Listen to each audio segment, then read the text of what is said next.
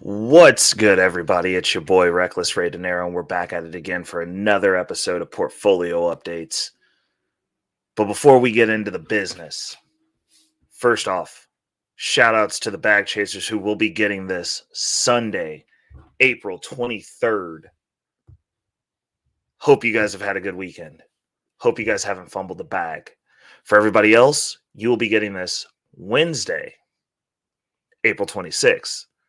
For those of you who are getting this Wednesday, I'm hoping that you're having a good week. If you're not having a good week, it's not too late to change it. It is hump day. Happy hump day to you. Adjust your week accordingly. Ways that you can support the channel: like, sharing, and subscribing, as always, helps support the channel. Ways that you can donate: obviously, we're doing a little bit of updating around here. You'll notice that the episodes are going to be coming out a little bit more on brand, more branded, more of me. You're going to see me hiding around here in the frame. Maybe down here in the corner, even. I don't know. But most importantly is everything that comes into the channel, that comes into anything that I'm streaming. Those of you who are donating on the live stream, those of you who are supporting the network, the channel, the movement, me, all of that goes back into this space to make things better around here. So with that said, ways that you can donate are going to be down in the description of the video, as always. If you want to join the Patreon, that is not my Patreon. That is Anton Daniels of AntonDaniels.com's Patreon. That is at the top of the description on all my things. And it's my way of saying thank you and kind of giving back to the community that helps support me and put me into position to have the opportunity to talk to you guys. With that said, we're going to dive right into it. So first things first, we will be looking at this week's dealings because we've made some moves this week. Hold on, let's see here. Oh, I hate this. So non-apple mice are not useful. We've learned that today. But obviously, so the profits, we'll notice the profits went down. You'll also notice there was a spike in the portfolio. And those of you who are following me on Instagram or Facebook or follow my stories will see that we made a move this week. We put another 1.5 Ethereum that I'd been slowly stacking into the market. Not only did we put it into the market, we made some moves. We got into some positions. So now the top 10 is also different. But adding money into the market brings down your total profits. So now we are only up 43% on the year, but that's because we're doing large cash infusions, which will chunk that down. That is okay. We are fine with that. We'll go into what we did because the top 10 is going to change. You notice the Ethereum position got a lot larger. But before that, we're going to go through and we're going to list off the top 10. Position number 1, which is now 46% of the holdings. It is Ethereum, ETH. Position number 2 is Synthetics Network, SNX. Position number 3 is now USD coin, USDC. Position number 4 now is Arbitrum, ARB. Position number 5 is Wrapped Bitcoin, WBTC. Position number 6 is Yearn, CRV, Yearn Curve, Y Curve, YCRV. Position number 7, or position number 8. Oh, hold on. Now I can't even count. No, that was 6. So position number 7 is Bitcoin, BTC. Position number 8 is Alchemix, ALCX. Position number 9 is Frax, FRAX. Position number 10 is now Synthetic BTC, SBTC.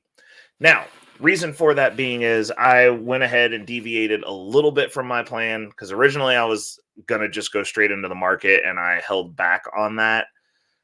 And I decided that I wanted to get another 1.5 Bitcoin and I wanted to get that into the market.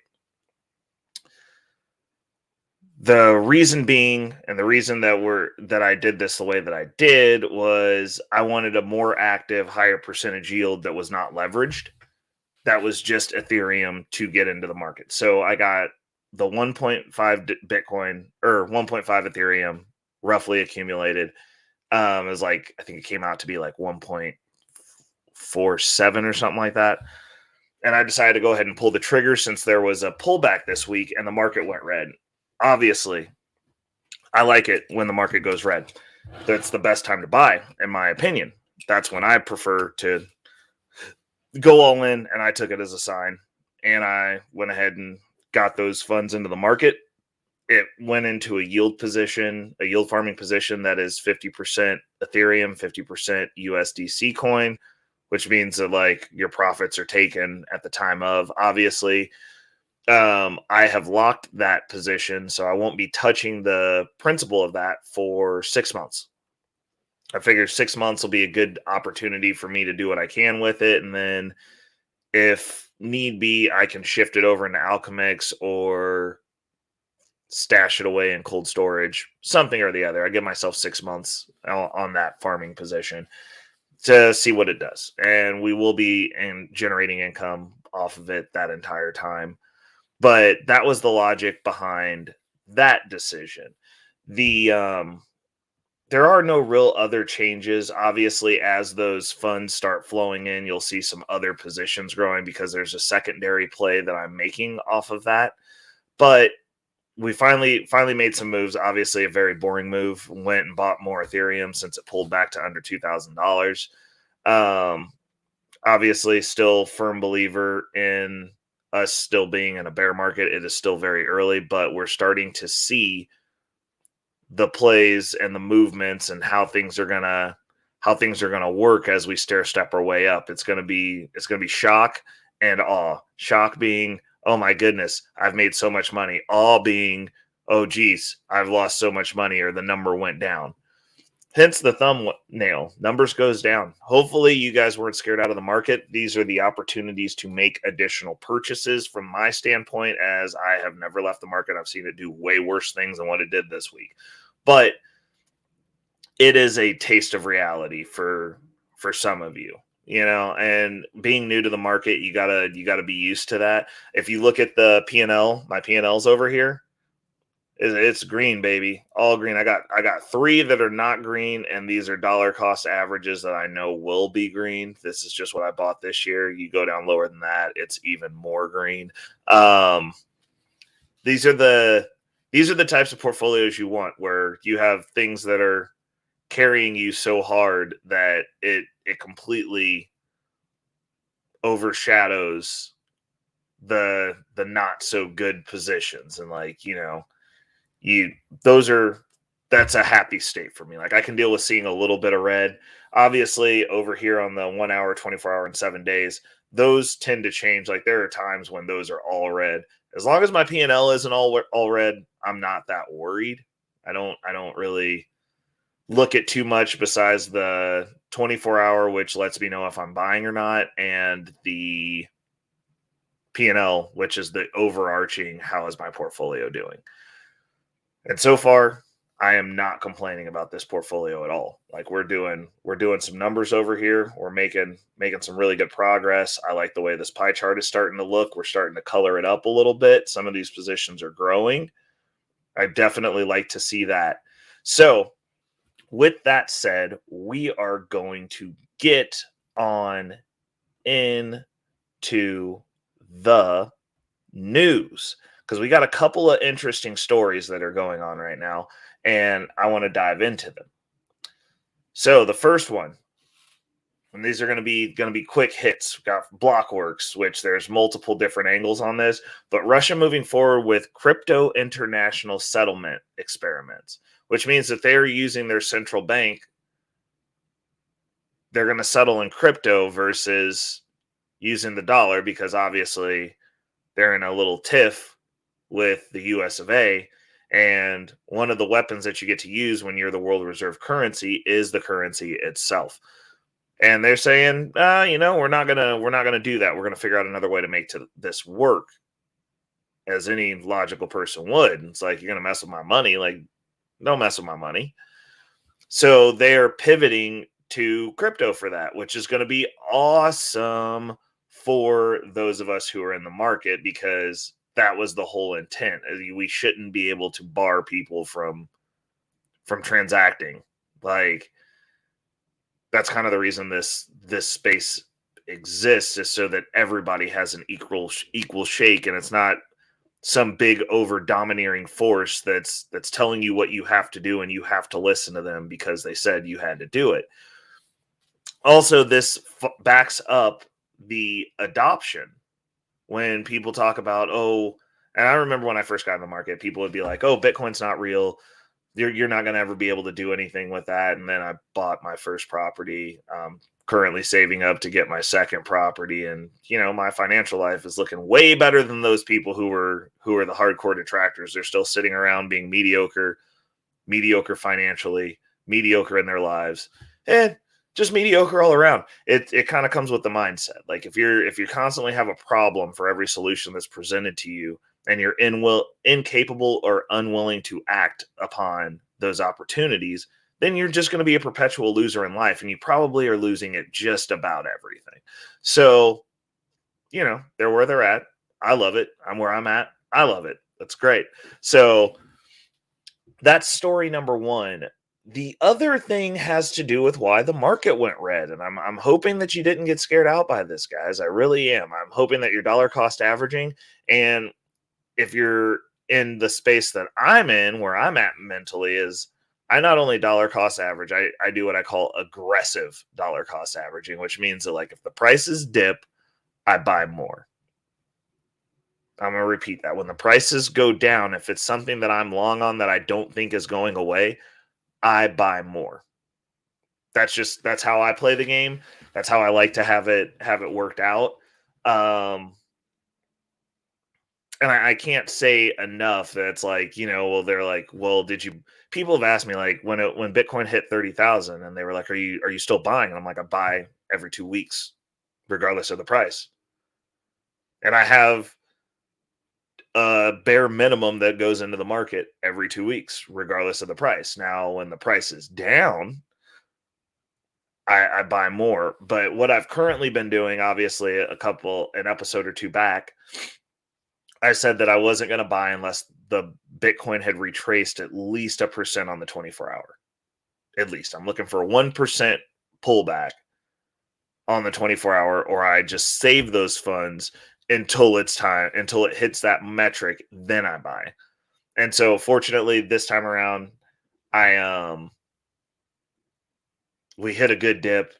I had another cash infusion coming, which actually I will be talking about. For those of you who do not follow me over on Future Finance, I'm actually going to give up one of my plays, one of my logical, illogical, hey, that's a strange thing, why are you doing that plays, and I will explain it over there. So you might want to catch that video as well. That will be coming out on Thursday the 20th. So you might want to tap back in tomorrow. For those of you who are catching this Wednesday, Gen Public, you're going to want to catch tomorrow's video, because I'm giving some game over there with receipts. I'm going to show you guys exactly where I'm at, like what I'm doing, and you can see the little peek behind the screen, because everybody likes to talk about receipts. So I'm going to show some receipts. Like, why not? Like, I ain't got nothing to hide from y'all. But this is a big move, and this is one of those things I was raving about a decade ago when I first went all in on crypto. That the dollar's day had come then. We're like 10 years in, and like, it's now the chickens are finally coming home to roost. It just took them a little longer to get back than I thought, which is fortunate for me, because it allowed me more time to get positioned. But now that we're here, now that we are here,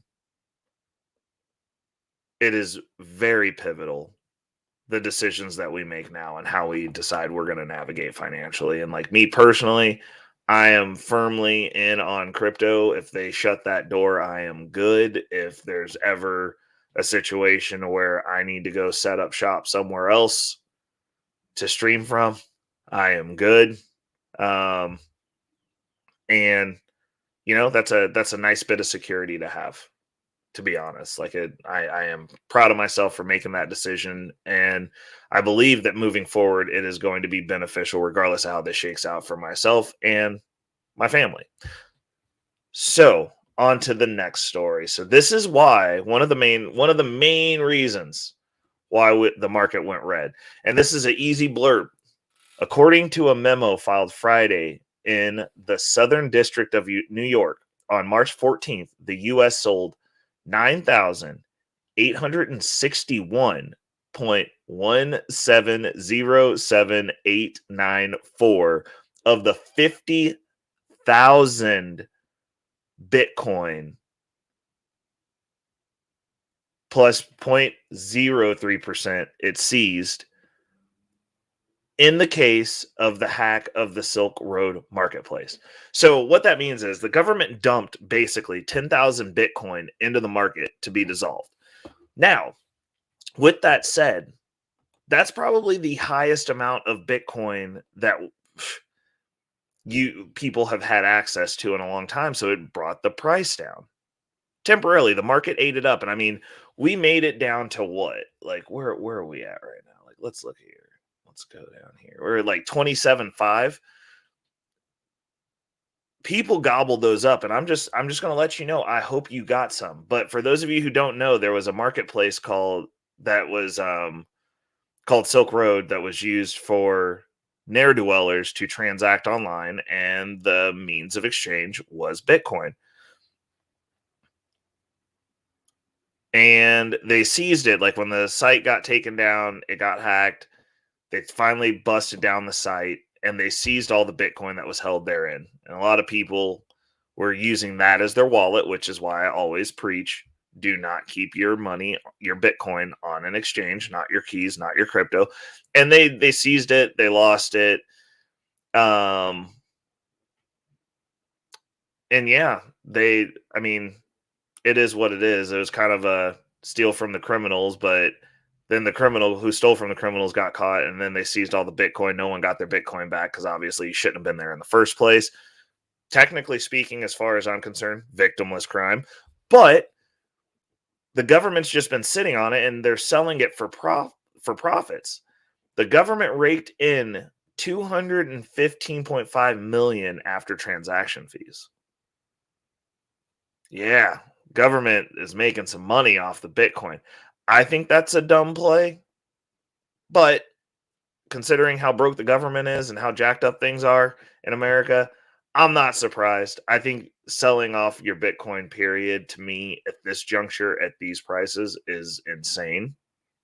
But that's my opinion. And, like for whatever that's worth, it's like I wouldn't do it, but I'm also not a government that's broke and fighting a war on two fronts, one against its populace and one against everybody else. So, I can't speak to that. What I can speak to is preparing yourself and making sure that your financial situation within your home is in the best possible position to take advantage of this, because whenever there's chaos, there is opportunity. And we are not focusing on the chaos. We are focusing on finding the opportunities. And I'm here to tell you that's the reason I started this portfolio update channel where you're tracking. I've built a portfolio from scratch with you. I'm giving you as much game as I possibly can as we're navigating through this, and you're going to get to see the results of this real time as we're going. So like when I lose, you get to see it. If I make a mistake, you get to see it. I tell you about the mistakes I make when I make them. I tell you when I almost get scammed out of crypto, because it is the wild, wild west. And even somebody who's been in the space for 10 years, such as myself, like there's still things that are very convincing, and we got to fight through it. So for the last piece, I want to shout out my homie Elio Trades. He has a wonderful channel. Very large content creator, obviously. Really solid guy. When I first got into the market, he was one of the first people that I was tapped into. A lot of the information that he gave helped me personally change my life. So giving roses where they're due. Thank you, Elio. Like, you've personally helped me. Probably going to tag you in the video for a little bit of clout since it's crypto related, crypto brotherhood. But no, seriously, coming in when I did, there were a few content creators that really helped me after I went through the space where I lost a bunch of money on paper, and helped me come out of it and helped me learn from my mistakes and actually started me on my journey of education, finding my niche in the marketplace, figuring out how I could make this space benefit me, and got me on the learning path to learn how important crypto and Bitcoin actually are to us as a people, the opportunity it presents to us as a people. And I'll never not be grateful for that. And he's still dropping gems to this day. So like, if you guys are seeing, I have his Twitter pulled up, but he is also on YouTube, and I've decided I'm gonna go ahead and tag him in the video when I upload it, so that way you guys can tap into his content as well, because he is, if you're the slightest bit interested in the NFTs, like that's where he's positioned himself. He's doing some great stuff over there. And me being like, I got into NFTs a little bit and fortunately like made it through. I wish I would have just followed his channel and taken his advice like I did when I gotten into crypto, because I could have probably done better.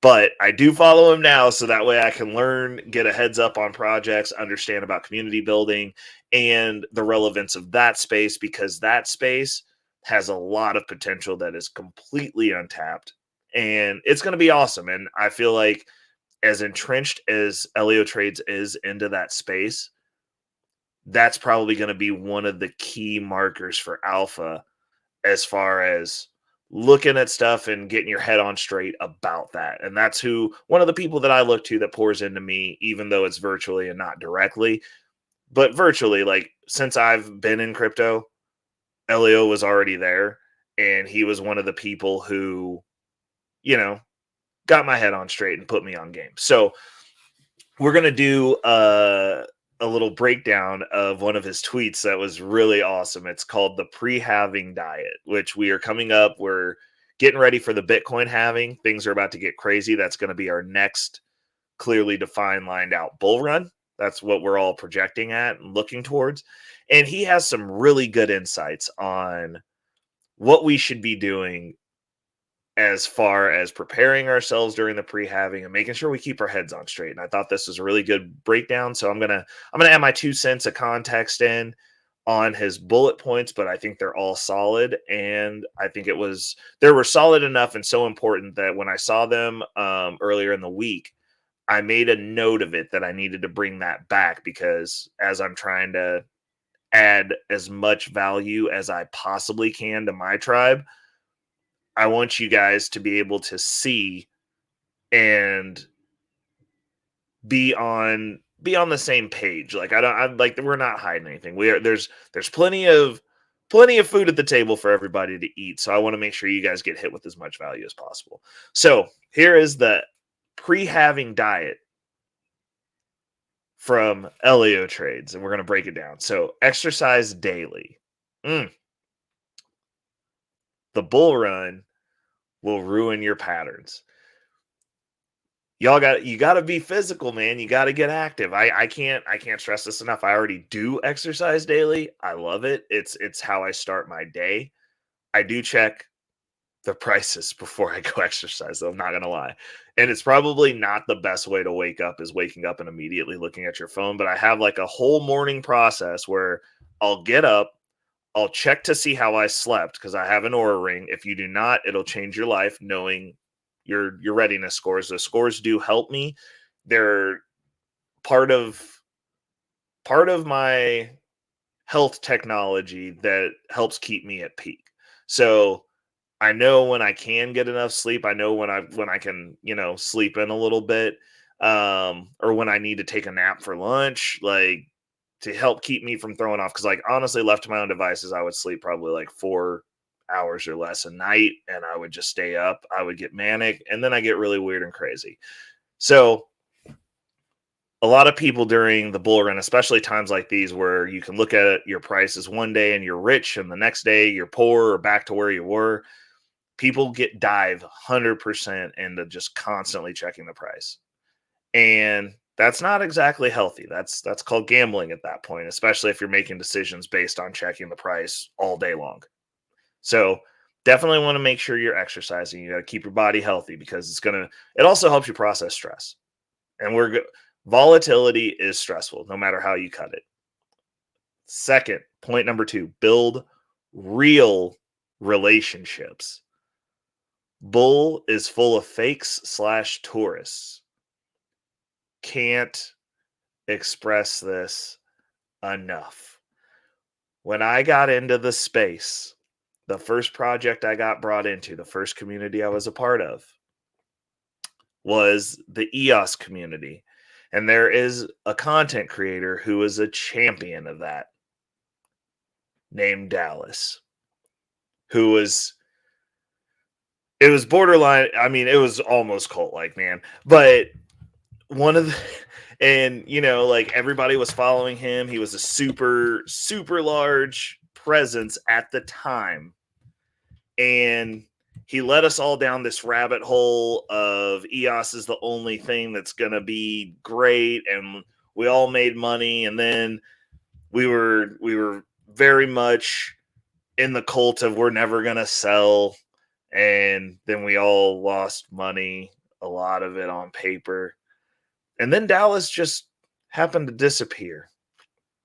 And we really don't hear from him anymore, nor is he a presence in the space. And, he made a lot of money off of his content then. And that was when I realized that there were people who would come in, much like in the Manosphere, Red Pill space, and grift, get their money, and then leave that actually didn't really care about the community. But the one bonus about that, though, which was cool, was I established some real relationships because he had like a back channel that you could pay to be a part of, and we all did. And me and a group of the more active members, so there was probably about, like, I'd say 4 or 5 of us in there that were very active, very, trying to help support the community, kind of kept his stuff running, even though he was kind of, as things were going, he really wasn't that active in his own community. But those of us who were kind of banded together and started our own community, and we've been friends ever since. And I can honestly say that back channel that we created out of that has added more value, and definitely the friendships. Like, I've like a couple of those guys, like one of them, his side hustle, he's a part-time trucker. And when he came through town, we took him out to dinner, got to thank him personally because he put me on game to get where I was at. And like being in that group, like, even though following that project and being that involved and kind of looking to one person to kind of tell us what we should be doing, which I highly don't recommend, even though like that specific situation didn't work out well, what came of it after the fact was life-changing for me. So definitely there are people who will come out when things are great, and they're only going to want to talk when things are great. And then as soon as stuff goes down, they're not going to know what to do because they have no plan for that, because they've never experienced it, because they are a tourist in the space. Also, they will most likely just make their money getting a lot of attention from people in crypto. And like, they'll build up good platforms, they'll do flashy stuff, they'll get a lot of attention, they'll lead people astray, they will lose people money, and then they will leave. So definitely solid advice. 3, set reoccurring buys. Now, me personally, this is great advice. Me personally, I am a manual person. I don't have anything that's automated. I have to do it all myself. Now, sometimes this is to my detriment, but that's the way my brain functions. I actually get satisfaction about placing my buys regardless of what the price is. Like, when I actually get to buy, I like it. So like, I'm old school in that sense. It's very analog. And but the one thing that I do is make sure that I am on a schedule and I keep it consistent. I make sure that I'm always checking, always ready. My buy frequency is exactly what it is every 2 weeks like clockwork. It's like a government check every 2 weeks. When I get paid, that money gets cut off the top. First thing I do, it's set aside. It doesn't exist except for going into the market. So 100%. Number 4. Oh, that was number 4. No, that was 3. Number 4, control expenses. 100%. And I can't stress that enough either. We're going into some volatile times. I mean, obviously, I've been ranting and raving about this period. Um, you have to control your expenses because, like I said, you're going to have days where you're going to wake up and you're going to be, at least for your concerns, like life changingly having more money. And then you'll wake up days and you're going to have life changingly upsetting amounts of loss because the market's just going to start swinging and it's going to swing hard. And when it starts swinging hard, if you're not prepared for it, people do stupid stuff during the upswings and they're not prepared for the downswings. There's a reason why when I had my first for real good bull run where I kind of knew what I was doing and I hit some great wins, some great wins. There's a reason I didn't quit my job. 100%. There's a reason instead of quitting, I used that to leverage to get into a better position because I knew that it wasn't going to stay like that. Like it was going to be one great year, and then you're going to have 3 more years of work. I also did not let that excessive bull run year get to my head because like it can mess with you. Like the whole mindset, your mentality can change because you get a little bit of money, but once it goes back down to zero, like you can literally go from making 10 grand a month to making $100 a month, depending on what type of plays you're doing. From the bull run peak to the drop off after the bull run's over. And a lot of people made decisions during the bull run that you can't necessarily walk back from. And there's a difference between I just call it people who got lucky. Like if you got lucky, you make stupid decisions. I'll say that again. If you got lucky, you make stupid decisions. And I say lucky because we're all going to look like geniuses. Basically, no matter who you listen to. You listen to me, you listen to Elio, you listen to any of these cats out here. Anybody. Because anyone can come into this space during the bull run and they're going to sound like an oracle. They're going to sound like a genius. They're going to sound like they've got it all together. They've got it all figured out. But you've only got it figured out for that window of time, which is, I'd say, anywhere between 3 to 8 months. But people will be following you and winning. So, like that 3 to 8 month window can carry you. That can galvanize a community around you. But everyone's right during the bull run. Like if you're wrong during the bull run, then you shouldn't be in this space. It's that easy to hit wins. The trick is not everybody tells you what you should be doing to set up for the crash when things fall off and there's 90% retracements. Projects get wiped out of existence. They don't teach you how to protect your gains. They don't teach you what you should be doing with your money. You're just throwing money at a bunch of people you're basically in a casino and you gamble all the money and then the house takes the money back at the end of the bull run. And then you got people have quit their jobs. They're thinking they're going to be making easy money every month. And then that tide comes out. You find out most of these dudes didn't have pants on. They're swimming naked. And it's more important, in my opinion, especially for people in the crypto space, because most of us are set up to have life-changing wealth thrust upon us. Those of us who have been here a long time, it's a matter of time. We've already won. But the trick is you have to have your character in line and you have to have the financial literacy to know what to do with it, or it's going to be pointless. You're just going to have it for a blink of time.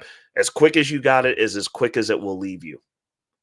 If you don't know how to protect wealth, if you don't know how to build wealth, are you going to have some life changing money once and then have to go back to grinding as hard as you were to get that back up forever? Because this isn't going to necessarily be a every time it comes around thing. It's not. What we're doing now is so important because this opportunity isn't going to come around again. The internet was only made once. So control your expenses. Number 5, ignore the FUD. FUD, which actually will be, I guess, we'll drop some industry game on you. FUD, fear, uncertainty, and doubt. When people are just constantly telling you bad news, normally bears, they're going to say everything is bad. The sky is falling. The price went down. You better get out of the market now. You better do this. You better do that. Run away. Run for the hills. And the way that I've always looked at this, because normally, because of my low IQ and my low intelligence, I'm too stupid to listen to people. I'm just like, cool, like whatever. You can say whatever you want to me. I'll figure it out for myself. But the thing that I find very interesting, and this is having been in this space for as long as I have, and if I'm fortunate enough to have Elio actually catch this video, I'm sure he would co-sign this. 10 years ago, the banks were themselves, JP Morgan, JP Morgan Chase, all the bank guys, the big large bank financial institution guys, were telling us that Bitcoin was just for drug dealers and people who were ne'er-do-wellers, walkers of the night, illicit people, you name it. Regularly. We shouldn't be in the market. That's not a market you want to be in. It's dangerous. It's unregulated. You're going to lose everything. You're going to lose your house. You're going to lose all your stuff. While the whole time they were getting involved in the market and buying up as much Bitcoin as they could. So whenever I start seeing the FUD cycle come around, I already know what it is, and I start looking to see, hey, who's buying right now? Oh, MicroStrategies is buying. I should probably be buying. Oh, JP Morgan Chase is buying. I should be buying. Oh, Fidelity's buying. I should be buying. They're not releasing those. That news cycle is not for them. It's to get you out of the way. It's to get you to give up your Bitcoin, because there's only so many Bitcoin, which means that, like, if we have a limited supply of them and they want to control the market, they got to buy them from you. And so the best thing that they can do is get you to sell all your Bitcoin for cheap. So that way, when the price runs up and they have it, they can sell it back to you for more. So I don't really take FUD too seriously. Like, if I do, I talk about it, like I weigh in on my context, but 90% of the time, unless if it's Bitcoin and Ethereum, I just buy. Like, I'm just looking for those prices to go down so I can buy. And last but not least, his last note to everyone is, remember this off season. Everything we do now is preparation. Facts. Big facts. Everything that we're doing right now is preparation. You're sowing those seeds now. Reaping the harvest comes during the bull run. These little pops that we're getting now are not the bull run. We're not even close. When we get there, you're going to know. Like, I will probably be dropping daily during the bull run, just because, like, there's going to be something legitimate to talk about every day. I mean, there's stuff legitimate to talk about every day now. It's just not my thing. We'll probably get ramped up. You'll probably get a couple of extra bonus clips out of me during the bull run, because it's going to be exciting. It's going to be crazy. Like, we're going to have some nutty days, and we're just going to have to talk about it. We're going to have to mine it out. Like, you might get a live out of me during the bull run. It depends. But if you're not tapped in already, you should be tapping in with me on Thursdays for Guns and Butter, because, like, we'll talk about whatever you want. That does include crypto. Nobody wants to talk crypto with me on Thursdays. Be nice to talk about some crypto on Thursdays a little bit. So we're going to wind it down on that note. As I said, I've got Leo Trades. His Twitter's pulled up. It's Leo Trades at Leo Trades. Definitely go follow this man. Wealth of information, really good knowledge. If you're following me, you should be following him. He has way more followers than me. So, like, if you're following me, you probably already know about him. But still, great dude. Good content. And the projects that he's involved with are very interesting. And, you know, they've been working when other people are not, because it's not the bull run. It's not easy to make money. And those are the people that you should look to, the people who stayed, the people who continued building, the people who, even though the easy overnight instant gratification wasn't there for 3 years, we're still doing the work. Those are the people you should be listening to. Those are the people you should be looking to. Not the people who shut down their entire channel till the bull run came back to reopen their channel. If you see a 3-year gap, not the person you want to listen to. Just giving you a heads up. But we're gonna sign off. Obviously, ways that you can support the channel are: freeway is liking the video. The monetary way, you can hit us up on, I got the Cash App there at the bottom. If you are not subscribed to the channel, or you want to find me on stuff, at Reckless Ray Dinero, most things. If you want to reach out for collaboration or, you know, questions, concerns, feedback, you can reach me at recklessraydinero@gmail.com. Once again, it's Reckless Ray Dinero, just like at the bottom of the screen, one word, no spaces, at gmail.com. You can hit the Cash App. All donations go to making things better around here. As you can see, we are actively working to make things better around here. Doing upgrades. We're getting ready to do a bunch of different things. Hopefully, we're gonna have some more shows. We're gonna have some simulcasts, so you'll see some live streams, some more live streams on my channel. Obviously, Thursday we're simulcasting over here. You can definitely catch me over here in this space. Yeah, we're just going to continue building. I got some stuff. This gives me an opportunity to do some work with some really good friends of mine. And I'm always looking for business opportunities with the homies, and, you know, some stuff's presented itself.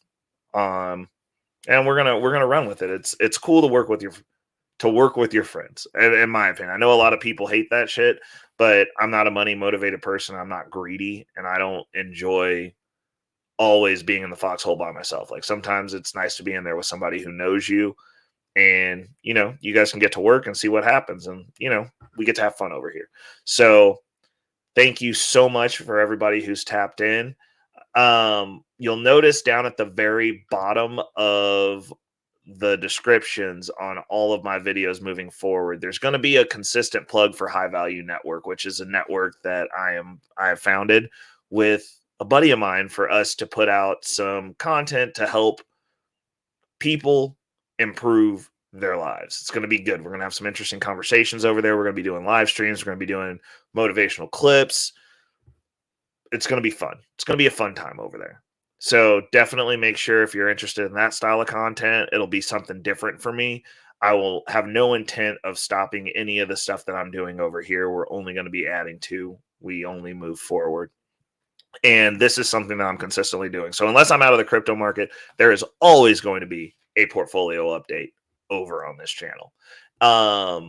There's always going to be future financial strategies over on this channel. Like, this is kind of going to be a hodgepodge, because I'm going to be adding some fitness clips. Obviously, you've seen some of the shorts. I'm tracking some of the weird strong guy stuff I can do.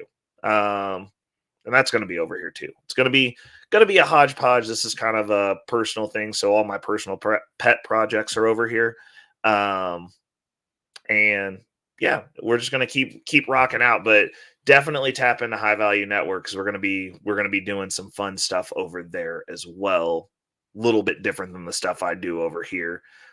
And also, I'll be adding some of my clips, so you'll be seeing some shorts that'll be both from this and some of my panel stuff once I figure out how to make those clips nice and pretty for you. But with that said, you guys have a wonderful rest of your week. For the bag chasers, you're starting your week. I hope you've planned accordingly to make this week ultra productive and to be ultra successful and to move that needle forward. For those of you who are catching this on Wednesday, again, happy hump day. If this already isn't the best week, make the pivots that you need to make it the best week. It's not too late to turn the ship. We're only halfway through it.